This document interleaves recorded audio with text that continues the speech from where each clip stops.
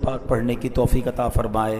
محبت کے ساتھ بآواز بلند درود پاک پڑھ لیں۔ صلو علی الحبیب صلی اللہ تعالی علی محمد صلی اللہ علیہ وسلم۔ شاعر لکھتے ہیں نا، جو ہو مریض لا دوا یا کسی غم میں مبتلا، جو ہو مریض لا دوا یا کسی غم میں مبتلا، صبح و مسا پڑھے صدا صلی علی محمد۔ مشکلیں ان کی حل ہوئیں، قسمتیں ان کی کھل گئیں، ورد جنہوں نے کر لیا صلی علی محمد صلی اللہ علیہ وسلم۔ ہم کوشش کرتے ہیں کہ ہماری اس مسجد میں جب جمعے کا بیان ہو تو قرآن مجید فرقان حمید کی ایک آیت یا کچھ آیتوں کی تلاوت، ان کا ترجمہ، اس کی تفسیر اور اس سے ملنے والا پیغام ہم یہ سمجھیں۔ آج کون سی آیت ہے؟ آج پارہ نمبر 14 ہے، سورہ نحل، اور آیت نمبر ہے 41۔ اللہ کریم قرآن مجید میں ارشاد فرماتا ہے، بسم اللہ الرحمن الرحیم، والذین ہاجروا فی اللہ من بعد ما ظلموا لنبوئنہم فی الدنیا حسنہ ولأجر الآخرۃ اکبر لو کانوا یعلمون۔ آسان ترجمہ قرآن کنز العرفان۔ اور جنہوں نے اللہ کی راہ میں اپنے گھر بار چھوڑے اس کے بعد کہ ان پر ظلم کیا گیا، تو ہم ضرور انہیں دنیا میں اچھی جگہ دیں گے، اور بے شک آخرت کا ثواب بہت بڑا ہے، کسی طرح لوگ جانتے۔ سبحان اللہ۔ اے میرے پیارے اسلامی بھائیوں، بڑا ہی پربہار موسم ہے، اور یہ موسم آپ کہیں گے بڑی گرمی ہے، پربہار کیسے ہے؟ پربہار اس لیے ہے کہ یہ حج کا موسم ہے، یہ مدینے جانے والوں کا موسم ہے، یہ خوش نصیبوں کو بلائے جانے کا موسم ہے، یہ مغفرتیں تقسیم کرنے کا موسم ہے، یہ عنایتوں کی برسات کا موسم ہے۔ خوش نصیب دنیا بھر سے حج کو جا رہے ہیں، تیاری کر رہے ہیں، حج کریں گے، طواف کعبہ کریں گے، صفا مروہ کی سعی کریں گے، منی میں حاضر ہوں گے، عرفات اور مزدلفہ کا قیام ہوگا، اور پھر یہ سارے حاجی یہ سعادتیں لوٹنے کے بعد یا اس سے پہلے کہاں جائیں گے؟ سبحان اللہ۔ عشق رسول کے چراغ آنکھوں میں اور دلوں میں روشن کر کے، آنکھوں میں آنسو لیے، تڑپتے لرزتے ہوئے، خوشی میں جھومتے ہوئے، سرکار عالی وقار مدینے کے تاجدار صلی اللہ تعالی علیہ وسلم کے دربار میں حاضری دیں گے۔ یہ کیسے خوش نصیب لوگ ہیں جن کو یہ موقع مل رہا ہے۔ یقین مانیے جو حج پر جا رہے ہیں نا، بڑے خوش نصیب، جو مجھے ایسے لوگ سن رہے ہیں یا بعد میں سنیں کہ جن کو حج کا موقع ملا ہے، آپ پر بڑی کرم نوازی ہوئی ہے، بہت شکر ادا کیجئے گا۔ یو آر سو لکی، کیونکہ کروڑوں اربوں لوگ دنیا میں ہیں جو ترس رہے ہیں۔ مسلمان بتایا جاتا ہے 2 ارب مسلمان دنیا میں، اور حج کرنے 20-25 لاکھ جاتے ہوں گے، تو دیکھیں تو 0.1% آؤٹ آف آل مسلمین، 1% بھی نہیں، 0.1% لوگوں کو حج کا موقع ملتا ہے۔ تو سوچیں کتنی بڑی سعادت ہے جس کو حج پہ بلایا گیا، تو وہ اس سفر میں اللہ کا کتنا شکر ادا کرے، کن جذبات کے ساتھ جائے۔ اور حج سبحان اللہ، اس کی فضیلتیں کیسی ہیں؟ بخاری شریف میں آتا ہے، العمرۃ الی العمرہ کفارۃ لما بینہما، ایک عمرہ دوسرے عمرے تک کے درمیان کے گناہوں کا کفارہ ہے۔ والحج المبرور لیس لہ جزاء الا الجنہ، آقا فرماتے اور مقبول حج کی جزا صرف اور صرف جنت ہے۔ ایک اور حدیث میں، مسلم شریف کی حدیث، نبی پاک علیہ السلام نے فرمایا، ان الحج یہدم ما کان قبلہ، فرمایا بے شک حج پہلے کے گناہوں کو معاف کروا دیتا ہے۔ اتنی بڑی سعادت ہے، بڑا حج پہ آنے کو جی چاہتا ہے، بلاوا اب آئے گا کب یا الہی، میں مکے میں آؤں مدینے میں آؤں، بنا کوئی ایسا سبب یا الہی۔ اللہ اکبر۔ دیکھیں قرآن میں کئی سارے احکام ہیں، آرڈرز ہیں، کام کرنے کا فرمایا گیا، مگر جب حج کا حکم رب نے دیا نا تو اس کا انداز ہی نرالا ہے۔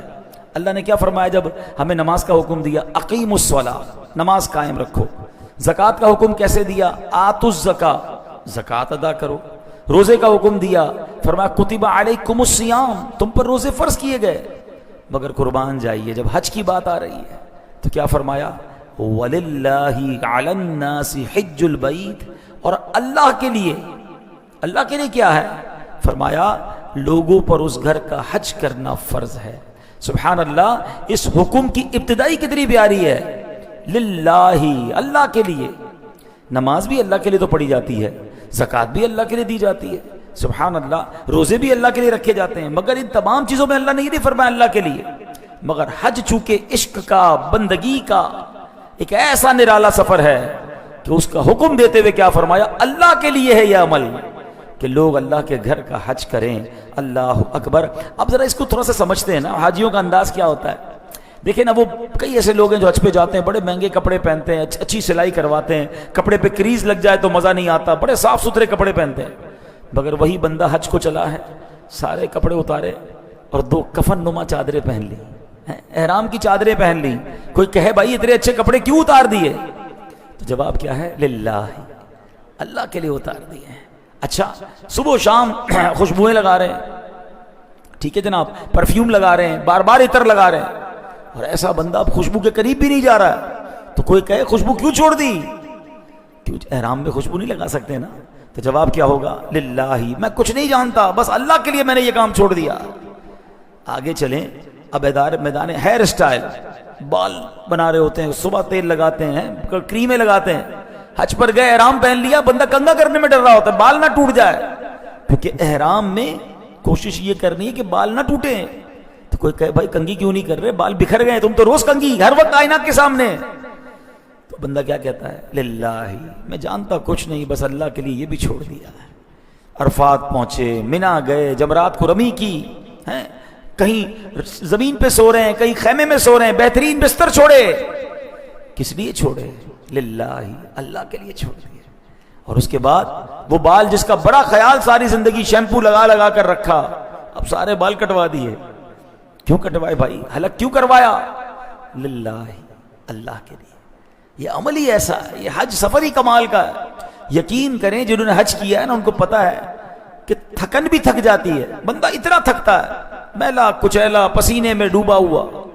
دنیا میں یہ حالت کبھی کوئی پسند نہیں کرتا، مگر حج ایسا سفر ہے کہ جو ایک بار کر لے وہ ہر سال دعا کرتا ہے، مولا پھر بلا، میں تھکنا چاہتا ہوں، پھر بلا، میں میلا کچیلا ہونا چاہتا ہوں، پھر بلا میرے مالک، میں وہ ساری تکلیفیں اٹھانا چاہتا ہوں. کیونکہ ہر تکلیف کا لطف ہے، ہر تکلیف میں رحمت ہے، ہر قدم پر سمجھ لے مغفرت ہے. تو پھر کیوں نہ بندہ حج کے لیے ترسے. اور سبحان اللہ، آج جو ہم نے آیت تلاوت کی ہے اس میں بات بتائی کہاں کی ہو رہی ہے؟ اس میں بات میرے آقا کے شہر مدینہ کی ہو رہی ہے. تو آج کا بیان مکے اور مدینے کی یادیں ہیں، حج اور مدینے کی یادیں. قرآن میں کیا فرمایا؟ والذین ہاجروا فی اللہ من بعد ما ظلموا، اور جنہوں نے اللہ کی راہ میں اپنے گھر بار چھوڑے اس کے بعد کہ ان پر ظلم کیا گیا. دیکھیں نا، صحابہ تو مکہ پاک میں رہتے تھے، ان کا اپنا گھر تھا، اپنا کاروبار تھا، مگر کفار ایمان لانے کی وجہ سے ان پر مظالم ڈھاتے، ان کو مارتے، ان کا جینا بس مشکل کر دیا تھا، لہو لہان کر دیتے، کسی کو گرم ریت پر لٹاتے، تپتے کوئلوں پر لٹا دیتے، مگر وہ اللہ کا نام لینا نہ چھوڑتے تھے، ایمان پر ثابت قدم رہے. اور اب اپنا دین بچانے کے لیے گھر بار چھوڑا، وطن چھوڑا، کاروبار چھوڑا، مال چھوڑا، اور کہاں ہجرت کر کے گئے؟ سبحان اللہ، مدینہ منورہ گئے. اللہ نے 2 انعام کا اعلان کیا، لَنُبَوِّئَنَّهُمْ فِي الدُّنْيَا حَسَنًا، تو ہم ضرور انہیں دنیا میں اچھی جگہ دیں گے. یعنی انہوں نے جہاں اپنا گھر جہاں پر پیدا ہوئے تھے، بچپن گزارا تھا، جوانیاں گزاری، وہ گلیاں سب چھوڑ دی، کعبہ بھی وہاں پر تھا. تو اللہ کیا فرماتا ہے، جب اللہ کے لیے چھوڑا ہے نا، تو اللہ ان کے لیے دنیا میں رہنے کے لیے حسین ترین مقام انہیں عطا کرے گا. یہ پہلا انعام جو انہیں دنیا میں نصیب ہوا. پھر فرمایا وَلَأَجْرُ الْآخِرَةِ أَكْبَرُ لَوْ كَانُوا يَعْلَمُونَ، اور بے شک آخرت کا ثواب بہت بڑا ہے کسی طرح لوگ جانتے. یعنی دنیا میں اچھے ٹھکانے کے ساتھ ساتھ ان ہجرت کرنے والوں کو آخرت میں بہت بڑا اجر عطا کیا جائے گا. اللہ اکبر. اچھا، صحابہ کرام بھی عظیم ہستیاں ہیں. میں اور آپ حج کریں، عمرہ کریں، روزہ رکھیں، زکوٰۃ دیں، نماز پڑھیں، جمعہ پڑھیں، نیکی کریں، ہمارے اعمال قبول ہوئے کہ نہیں ہمیں پتہ نہیں. ہم تو دعا کرتے ہیں نا اللہ کرے قبول ہو جائے، مگر صحابہ وہ ہیں کہ وہ جناب سبحان اللہ نیکیاں کرتے تھے. اللہ قرآن میں بیان فرما دیتا کہ ان کی نیکیاں مقبول ہو گئی ہیں، ان کی نیکیاں قبول ہو گئی، ان کا ذکر قرآن میں فرماتا۔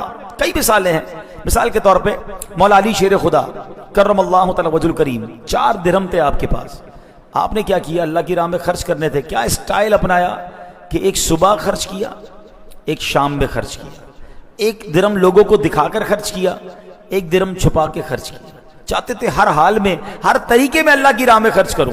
اللہ کو ان کی ادا ایسی پسند آئی کہ اللہ نے قرآن پہ بیان فرما دیا، الذین ينفقون اموالهم باللیل والنہار سرا وعلانیۃ۔ اللہ اکبر، اللہ نے یہ بھی بیان کیا کہ کیسے صدقہ کیا۔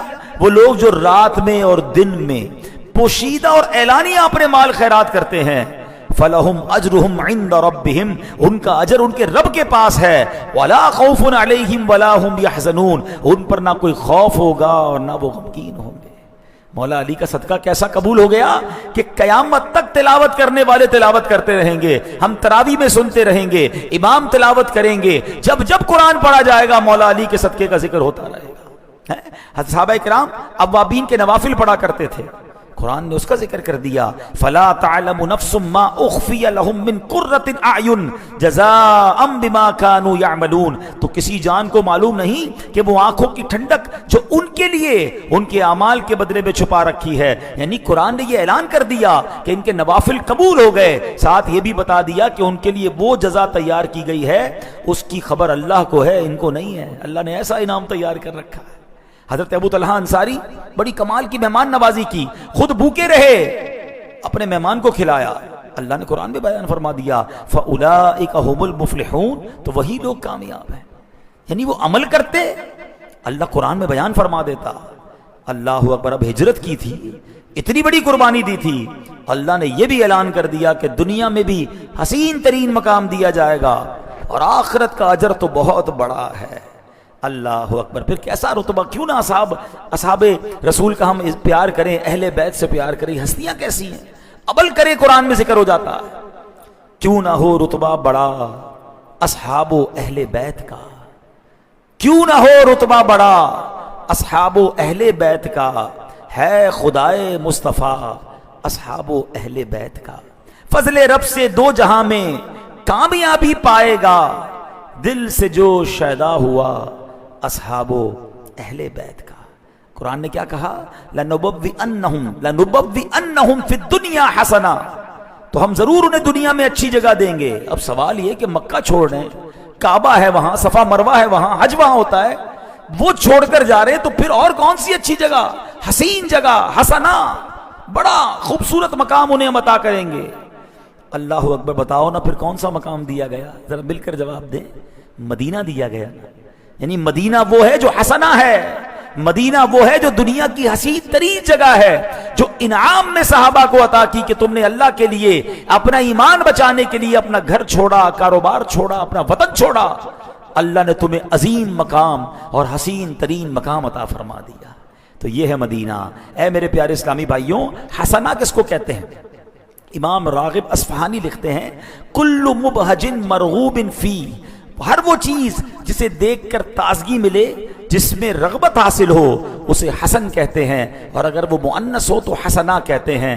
اللہ اکبر، جسے دیکھ کر چہرہ تر و تازہ ہو جائے اسے حسین حسی کہتے ہیں، جسے دیکھ کر عقل تر و تازہ ہو جائے اسے حسین عقلی کہتے ہیں، اور جسے دیکھ کر روح تازہ ہو جائے اسے حسین قلبی یا حسین روحی کہتے ہیں۔ علماء فرماتے ہیں جو اس آیت میں مدینہ منورہ کو حسنہ قرار دیا، اس سے صرف ظاہری حسن مراد نہیں، باطنی حسن بھی مراد ہے۔ اب آیت کریمہ کا مطلب یہ بنے گا کہ جنہوں نے ہجرت کی انہیں گھر بار چھوڑنے کے بدلے ایسا حسین مقام عطا کیا، ایسا ٹھکانہ عطا کیا جائے گا جسے دیکھ کر چہرے بھی تر و تازہ ہو جائیں گے، روح اور عقل اور دماغ بھی تر و تازہ ہو جائے گا۔ اور سچ بتاؤں مدینہ ہے ہی ایسا۔ دنیا میں آپ کسی بہت خوبصورت مقام پر جائیں اور آبشار دیکھیں، باغ دیکھیں، اچھا موسم دیکھیں، آپ کی باڈی تر و تازہ ہوتی ہے، یو فیل فریش، مگر مدینہ وہ ہے جہاں روح تر و تازہ ہو جاتی ہے، انسان ایک اندر سے نیا انسان بن کر نکلتا ہے، اس کی اسپرچولیٹی بڑھ جاتی ہے۔ تو مدینہ نہ صرف جسم پر اثر انداز ہوتا ہے بلکہ مدینہ منورہ روح کو تر و تازہ کر دیتا ہے، روح کو پاکیزہ کر دیتا ہے، انسان کو فریش کر کے سبحان اللہ نیا انسان مدینہ بنا دیتا ہے۔ اے میرے پیارے اسلامی بھائیوں، اور یہ بات میں نہیں کر رہا، خود نبی پاک علیہ السلام مدینے سے کتنا محبت کرتے کہ پیارے آقا جب مدینے آتے نا، واپس آتے کسی سفر سے آتے، اپنے کاندھوں سے چادر اتار دیتے اور کیا فرماتے؟ ہادہی ارواح طیبہ، یہ پاکیزہ ہوائیں ہیں۔ چادر کس لیے اتارتے؟ کہ چادر ہوا کو نہ روکے، مدینے کی ہوائیں جسم مقدس سے لپٹ جائیں۔ نبی پاک جن کے صدقے مدینے کو یہ کمال ملا ہے نا، یعنی مدینہ کیوں مدینہ بنا ہے؟ کر کے ہجرت یہاں آ گئے مصطفیٰ، روشنی آج گھر گھر مدینے میں ہے۔ جب سے قدم لگے ہیں رسالت مآب کے، جب سے قدم لگے ہیں رسالت مآب کے، جنت بنا ہوا ہے مدینہ حضور کا۔ یعنی یہ تو صدقہ ہے نبی پاک کا، مگر خود میرے آقا مدینہ منورہ سے کیسی محبت فرماتے کہ جب مدینے آتے تو اپنے جسم سے چادر ہٹا دیتے، کہتے یہ پاکیزہ ہوائیں ہیں۔ اللہ اکبر، میرے آقا جب مدینہ منورہ کے قریب آتے اپنی سواری کو تیز فرما دیتے، مدینے سے اتنی محبت، اور دعا فرماتے اللہم اجعل لنا بہا قرارا ورزقا واسعا، اے اللہ ہمارے لیے مدینے میں اچھا ٹھکانہ اور وسیع رزق مقرر فرما دے۔ ہم بھی اللہ سے دعا کرتے ہیں اللہ ہمارا بھی مسکن مدینہ بنا دے۔ تو لکھ دے الہی مقدر میں میرے، تو لکھ دے الہی مقدر میں میرے، مدینے میں مرنا مدینے میں جینا، نہیں روتے عشاق دنیا کی خاطر، رلاتی ہے ان کو تو یاد مدینہ۔ اے میرے پیارے اسلامی بھائیوں، یہ جو مدینے کو جنت کہا گیا نا، یہ ایسے نہیں کہا گیا، علماء بھی فرماتے ہیں مدینہ منورہ میں ایک مقام تو ایسا ہے، خاص مقام تمام امت کا جس پر اتفاق ہے کہ جو حصہ زمین کا، وہ حصہ جو سرکار دو عالم علیہ الصلوۃ والسلام کے جسم پاک سے ملا ہوا ہے، قبر منور کا وہ حصہ جو نبی پاک کے جسم سے ٹچ ہو رہا ہے، یہ جنت تو کیا عرش اعظم سے بھی افضل ہے، کیونکہ یہ تو خود نبی پاک سے ٹچ ہو رہا ہے نا، یہ ایگزیکٹلی حصہ۔ اچھا، اس کے علاوہ مدینہ مبارکہ کی مبارک گلیاں، مدینہ شریف کے مقدس بازار کو بھی بعض اولیاء کرام، علماء کرام جنت کہتے ہیں۔ مثلا خلیفہ اعلیٰ حضرت مولانا جمیل رضوی رحمۃ اللہ تعالی کیا لکھتے ہیں؟ مدینے میں ہزاروں جنتیں ان کو نظر آئیں، مدینے میں ہزاروں جنتیں ان کو نظر آئیں، نظارہ کر تو لے ایک بار رضواں میری جنت کا۔ ایسی جگہ جنت سے مراد حقیقی جنت مراد نہیں ہوتی، یہ اہل عشق کا اپنا انداز ہوتا ہے۔ اے میرے پیارے اسلامی بھائیوں، اب نبی پاک نے کئی مقامات مدینہ منورہ کے ایسے ہیں جس کو خود جنت فرمایا۔ میرے آقا علیہ السلام فرماتے ہیں ما بین بیتی و مصلایا روضۃ من ریاض الجنہ، میرے گھر سے لے کر میرے مصلی تک کی جگہ جنت کی کیاریوں میں سے ایک کیاری ہے۔ ہائے ہائے، جس کو ریاض الجنہ کہتے ہیں نا، نبی پاک کے روضے اور نبی پاک کے ممبر کے درمیان، ایک حدیث ہے مصلی اور میرے ممبر کے درمیان، میرے گھر اور میرے مصلی کے درمیان، ایک ہے میرے گھر اور میرے ممبر کے درمیان، یہ جو جگہ ہے یہ جنت کی کیاریوں میں سے ایک کیاری ہے۔ اللہ اکبر۔ اب ذرا آپ غور کریں کہ جب مدینہ منورہ کے ایک بڑا حصہ ہی جنت کا ٹکڑا، اس میں جانے والا ایسا جو جنت میں گیا، تو مبارک ہو ان کو جو روضہ ریاض الجنہ میں گئے ہیں۔ کبھی روضے سے ممبر تک، کبھی ممبر سے روضے تک، ادھر جاؤں ادھر جاؤں، اسی حالت میں مر جاؤں۔ اعلیٰ حضرت لکھتے ہیں نا، اس طرف روضے کا نور، اس سمت ممبر کی بہار، بیچ میں جنت کی پیاری پیاری کیاری، واہ واہ، اللہ اکبر۔ ایک اور میں آپ کو خوبصورت بات بتاؤں، ہم مدینے جانے کو یوں بھی تڑپنا چاہیے کہ مدینہ پاک میں ایک جگہ نہیں، ابھی آپ سنیں گے کہ کئی جگہیں ایسی ہیں جس کے بارے میں پیارے آقا نے فرمایا جنت کا ٹکڑا ہے، یہ جنت کا حصہ ہے۔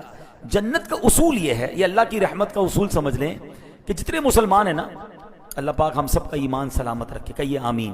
سب سے مین چیز یہ کہ ہم ایمان سلامت لے کر جائیں، اللہ نے ایمان تو دے دیا نا، we have to go with ایمان، اور یہ اللہ نے قرآن میں فرمایا یا ایھا الذین آمنوا اتقوا اللہ حق تقاتہ ولا تموتن الا وانتم مسلمون، اے ایمان والو اللہ سے ڈرو جیسا ڈرنے کا حق ہے، اور مرنا نہیں مگر مسلمان، یعنی ایمان لے کر جانا، خالی ہاتھ نہیں چلے جانا۔ اللہ نے ایمان دے دیا، اب ایمان بچانا ہے، ایمان کے ڈاکوؤں سے ایمان بچانا ہے، اپنے اعمال برے نہیں کرنے کے ایمان چلا جائے۔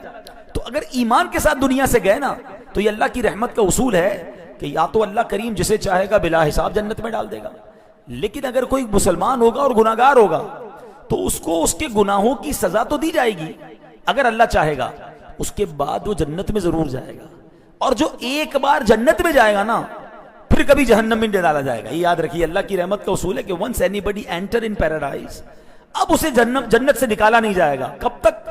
ہم فیہا خالدون، جنت میں جو گیا وہ ہمیشہ ہمیشہ جنت میں رہے گا۔ دیر از نو ایکسپائری ڈیٹ۔ اس دنیا میں ایکسپائری ڈیٹ ہے ہماری، جس دنیا میں پاگل ہوئے ہیں نا، گھر بنا لوں، فیکٹری بنا لوں، دنیا بنا لوں، چاہے حلال سے بناؤں حرام سے بناؤں، کسی پر زیادتی کر کے بناؤں، پاگل ہو گئے لوگ۔ حالانکہ اس جگہ سے جانا ہے، ہمارے سامنے لوگ جا رہے ہیں، رشتہ دار چلے گئے، دوست چلے گئے، ہم میں کئی وہ ہیں جن کے اپنی عمر کے لوگ چلے گئے، اپنے کلاس میں پڑھنے والے چلے گئے، لیکن عقل نہیں بنتی کہ میری باری آنے والی ہے۔ مگر جدھر جانا ہے، اللہ کی قسم جو جنت میں چلا گیا اس سے بڑا خوش نصیب کون ہے کہ وہاں سے نکالا ہی نہیں جائے گا، کوئی موت ہی نہیں ہے وہاں پر۔ تو بات سمجھ آ گئی؟ جو ایک بار جنت میں جائے گا وہ ہمیشہ جنت میں رہے گا، پھر اسے نکالا نہیں جائے گا، اسے جہنم میں نہیں ڈالا جائے گا۔ سبحان اللہ۔ اب بتاؤ، جس جگہ کو آقا فرما رہے ہیں یہ جنت ہے، اور جو اس میں چلا گیا، اللہ کی رحمت کا اصول تو یہ ہے نا، جو ایک بار جنت میں چلا گیا۔ تو سیدی اعلیٰ حضرت امام رسول یہی تو فرماتے ہیں، جنت میں جا کے نار میں جاتا نہیں کوئی۔ اے اللہ تیری رحمت کا اصول ہے نا، جو ایک بار جنت میں چلا جائے پھر جہنم میں نہیں جائے گا، جنت میں جا کے نار میں جاتا نہیں کوئی۔ تو اے اللہ پھر جو مدینہ دیکھ آیا ہے، جو ریاض الجنہ ہو آیا ہے، اے اللہ جو جنت کے ٹکڑے کو وزٹ کر کے آ گیا ہے، تو تیری رحمت تو یہ کہتی ہے کہ جو ایک بار جنت میں چلا گیا پھر نہیں جائے گا۔ تو انشاءاللہ مدینے جانے والا اللہ کی رحمت سے امید ہے کہ انشاءاللہ وہ جنت میں ہی جائے گا۔ ایسے ہی نہیں مدینے سے پیار ہے۔ ایک اور بڑی پیاری حدیث ہے، چلے وہ جنت کے ٹکڑے بتاتا ہوں میں آپ کو کہاں کہاں ہیں، لیکن وہ جو بات چلی ہے نا کہ مدینہ پاک کی زیارت کو کیوں ترسنا چاہیے اور کیوں اس کی زیادہ تڑپ ہونی چاہیے، نبی پاک فرماتے من زار قبری وجبت لہو شفاعتی۔ کیا مطلب ہے اس حدیث کا؟ جس نے میرے روضے کی زیارت کی اس پر میری شفاعت واجب ہو گئی۔ ٹھیک ہے، اچھا ایک بہت بڑا انعام ہے شفاعت، جس کی شفاعت ہو گئی اس کی مغفرت ہو جائے گی، مگر علماء کہتے ہیں اس حدیث میں 3 انعام ہیں، ایک نہیں ہے۔ کیوں؟ اب غور سے سنیے گا۔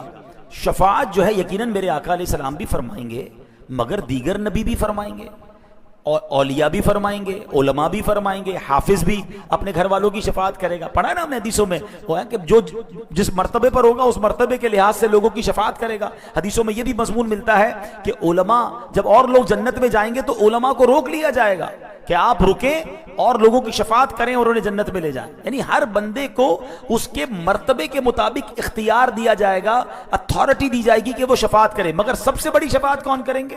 سرکار دو عالم علیہ السلام کریں گے۔ تو اس حدیث میں میرے آقا نے یہ نہیں فرمایا کہ جس نے میرے روضے کی زیارت کی اس پر شفاعت واجب ہو گئی، نہیں، آقا نے فرمایا شفاعتی، میری شفاعت واجب ہو گئی۔ یعنی مدینے جانے والا وہ ہے جس کی شفاعت خود نبی پاک علیہ السلام فرمائیں گے۔ اور تیسرا انعام کیا ہے؟ ہائے ہائے، تیسرا انعام یہ شفاعت تو ہوگی اس کی جس کا ایمان پر خاتمہ ہوگا، غیر مسلم کی تو شفاعت نہیں ہوگی نا، تو اس کا مطلب مدینے جانے والے کا ایمان پر بھی خاتمہ ہوگا۔ ہائے ہائے، پھر کیوں نہ مدینہ منورہ جانے کی تڑپ ہو کہ وہاں مغفرت کا وعدہ ہے، وہاں شفاعت کا وعدہ ہے۔ بیان کے شروع میں ہم نے حج کے فضائل سنے، مکہ پاک اور حج اور عمرے کے فضائل سنے، اور اب ذکر مدینہ جاری ہے کیونکہ موسم ہے حاجیوں کا جو خوش نصیب مدینے جا رہے ہیں۔ اچھا بات چل رہی تھی کہ مدینہ منورہ میں اور بھی کون سے مقامات ہیں جو جنت کے ہیں۔ سنو، نبی پاک فرماتے ہیں جبل احد کے بارے میں، ھذا جبل یحبنا ونحبہ، یہ پہاڑ ہم سے محبت کرتا ہے، ہم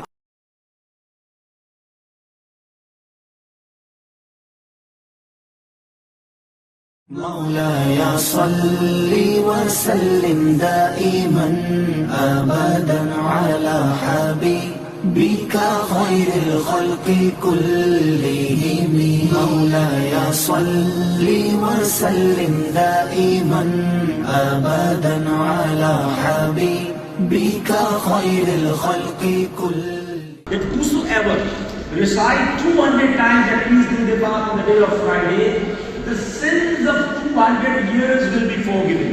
So subhanallah, the day of Friday is the day of durood, is the day of salat upon Nabi alayhi salatu wasalam. So try to recite more and more salat on Rasulullah alayhi salatu wasalam. Allahu, Allahu, Allahu, Allah, Allahu, Allahu,